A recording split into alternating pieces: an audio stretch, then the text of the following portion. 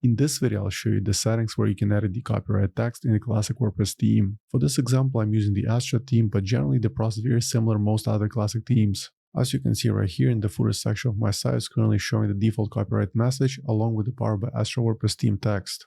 Let's go ahead and remove it. To make this change, first we'll log into WordPress admin account, then left side of the screen, hover on Appearance, and then select Themes.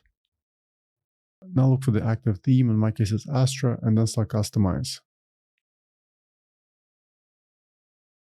Right in here on the left side of the screen, click on the footer, then under the Elements tab, click on the Copyright, and right over here, that's where you can edit the copyright message. As in my case, let's remove the vertical bar along with the Powered by Theme Author.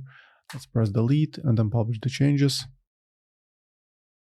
Now let's go back to the website. Let's try refreshing the homepage. Okay, let's take a look, and as you can see, as of now, it only shows the copyright date and the site name.